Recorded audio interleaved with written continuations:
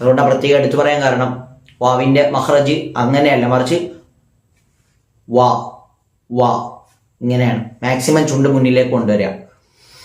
വന്ന നൂന് മീം, ഏതൊക്കെയാണ്? നൂൻ മീം എന്നീ 2 അക്ഷരങ്ങളുടെ പ്രത്യേകത, അതിന് ഷദ് സംഭവിച്ചു കഴിഞ്ഞാൽ അത് മണിക്കണം എന്നത് തജ്വീദിന്റെ ഒരു പൊതുവായ നിയമമാണ്. ഇവിടെ നൂനിന് ഷദ് വന്നതുകൊണ്ട് നമ്മൾ ഇവിടെ മണിക്കണം.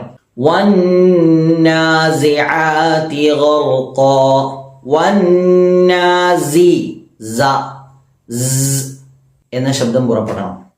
സഫീർ എന്ന സിഫത്തിന്റെ അക്ഷരങ്ങളാണ് സീൻ, സ്വാദ്, സ. അപ്പൊ ഇവിടെ സ എന്നത് എന്ത് ചെയ്യണം? അപ്പോ സ്വാദ് പറയുമ്പോൾ എന്ന ശബ്ദം പുറപ്പെടണം, സീന് പറയുമ്പോൾ എന്ന അതേ ശബ്ദം പുറപ്പെടണം, സ പറയുമ്പോൾ എന്ന ശബ്ദവും പുറപ്പെടണം. അതുകൊണ്ടാണ് സഫീർ എന്ന സിഫത്ത് നമ്മൾ മനസ്സിലാക്കിയിട്ടുണ്ടാവും. വന്നാസിആതി,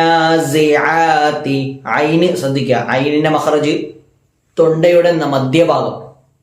വന്നാസിആതി ഗർഖാ, ഗൈന് ശ്രദ്ധിക്കുക, ആദ്യം വന്നാസിആതി അവിടെ ഐന വരുന്നത്, ശേഷം ഗൈനാണ് വരുന്നത്.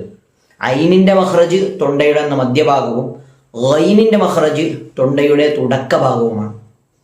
വന്നാസിആതി ഗ, മാത്രമല്ല ഐന് എന്നുള്ളത് തർക്കീക്കും ഗൈൻ എന്നത്